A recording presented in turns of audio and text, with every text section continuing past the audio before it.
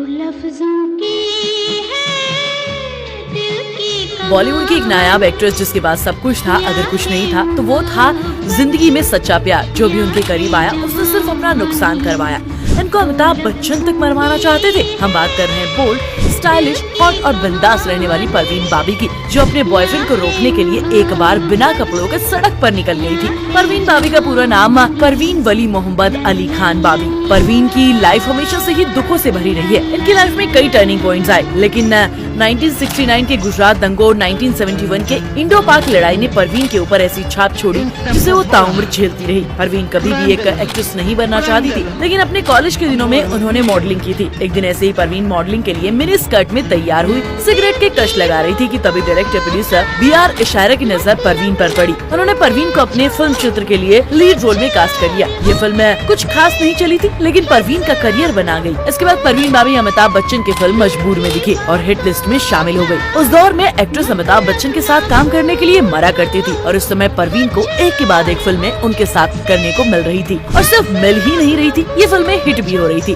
परवीन के रूप में बॉलीवुड को कुछ नया मिला था। उन्होंने संस्कारी बहु बेटियों की इमेज को तोड़ ऐसे रोल प्ले किए जो स्टीरियोटाइप को तोड़ते थे। सिगरेट से कश लगाना, लड़कों के साथ घूमना फिरना, उनके साथ बैठकर शराब पीना और छोटे कपड़ों में पार्टीज का हिस्सा बनना। अपने अलग अंदाज और बेबाक एटीट्यूड की वजह से इन्होंने 1970 से लेकर 1980 तक इंडस्ट्री पर राज किया। इनके आने से पहले ऐसे रोल्स की कोई पूछ नहीं थी। एक्ट्रेस वही थी जो संस्कारी थी, लेकिन परवीन ने न सिर्फ इस इमेज को तोड़ा था, वो असल जिंदगी में भी ऐसी ही थी। इसलिए तो उनका अफेयर शुरू हुआ तो वो किसी हीरो के साथ लाइमलाइट में नहीं थी। परवीन को प्यार हुआ बॉलीवुड के खूंखार विलन के रूप में पहचाने जाने वाले डैनी से। वैसे डैनी से पहले परवीन का पहला प्यार जमील थे, जो पाकिस्तान इंटरनेशनल एयरलाइंस में पायलट थे। दोनों के बीच में बहुत प्यार था। परवीन जब कॉलेज में पढ़ रही थी तभी दोनों ने सगाई कर ली थी, बस शादी होना बाकी था। परवीन की लाइफ सेट थी, लेकिन 1971 के इंडो पाक वॉर ने सब तबाह कर दिया। जलील हमेशा के लिए पाकिस्तान चले गए और परवीन की मां ने उनसे रिश्ता तोड़ दिया। खुद बाबी को ये खबर उनकी मां ने तार के जरिए भेजी थी, जिसके बाद बॉलीवुड में आने के बाद उनकी लाइफ में आई डैनी। दोनों के बीच बहुत प्यार था। 70 के दशक में दोनों लिव इन में रहा करते थे, लेकिन एक दिन कुछ ऐसा हुआ जो सब तबाह कर गया। डैनी और परवीन बाबी दोनों ही घर पर थे, तभी डैनी ने परवीन के घर में रखा हुआ एक शंख बजा दिया। इस शंख की आवाज सुनकर परवीन डर गई और अब नॉर्मल बिहेव करने लगी। जिसे देखने के बाद डैनी समझ गए कि परवीन के साथ कुछ तो गड़बड़ है।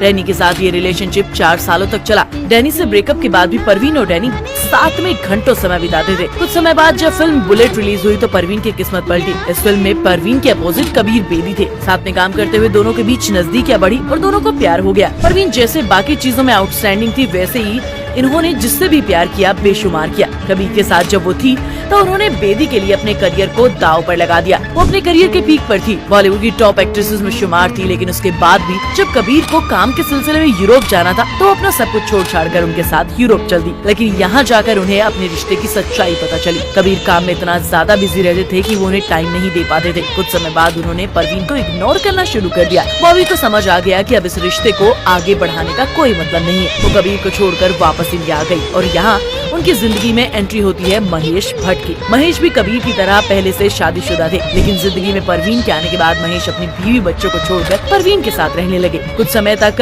बॉबी के साथ रहते हुए उन्हें रियलाइज हुआ कि परवीन की जिंदगी नॉर्मल नहीं है। विवाह फिल्म की शूटिंग के दौरान परवीन ने अपने हाथों में खंजर लेकर ये कहना शुरू कर दिया कि उन्हें मारने की कोशिश की जा रही है। एक बार वो महेश के साथ कहीं जा रही थी, तभी उन्होंने आधे रास्ते में गाड़ी रुकवा दी और चिल्लाने लगी कि इस गाड़ी में बॉम्ब है। महेश परवीन की हरकतों से परेशान हो चुके थे, इसलिए वो उन्हें एक दिन डॉक्टर के पास ले जाते हैं। डॉक्टर के पास जाकर पता चलता है कि परवीन को सिजोफ्रेनिया नाम की बीमारी है। महेश ने बॉबी को ठीक करने की बहुत कोशिशें की, लेकिन सारी फेल हुई। एक बार तो परवीन ने उन्हें उनमें और उनके डॉक्टर में से किसी एक को चुनने के लिए कहा। भट्ट खुद भी परवीन का भला करना चाहते थे, इसलिए वो उन्हें छोड़कर चले गए। महेश को रोकने के लिए परवीन आधे अधूरे कपड़ों में सड़कों पर निकल गई, लेकिन वो नहीं रुके। परवीन की इस बीमारी का कारण उनके मन में बैठा हुआ डर था, जिसने 1969 से ही उनके जहां में घर कर रखा था। परवीन जब गुजरात में रहकर अपने कॉलेज की पढ़ाई कर रही थी, तब सांप्रदायिक दंगों की वजह से वहाँ के हालात बहुत खराब थे। चारों तरफ खून खराबा, औरतों और बच्चों के रोने बिलखने की आवाजें, ये सब उन्हें बहुत परेशान किया करती थी। क्योंकि परवीन एक मुस्लिम थी तो उन्हें दंगों से और भी ज्यादा खतरा था। तभी हॉस्टल के वार्डन ने उन्हें वहाँ से निकालने की हर मुमकिन कोशिश की। उन्होंने परवीन को एक कंबल में लपेटकर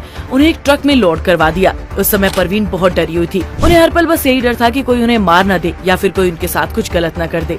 यही डर इस घटना के गुजर जाने के बाद भी उनके मन में रहा। जैसे तैसे उम्र बढ़ने लगी, उनका डर और भी ज्यादा बढ़ने लगा। महेश के जाने के बाद परवीन अपने इलाज के लिए अमेरिका चली गई, लेकिन जैसे ही वो एयरपोर्ट पर पहुंची, उनकी अबनॉर्मल सी हरकतें देखकर वहाँ के सिक्योरिटी ने उन्हें बंदी बना लिया।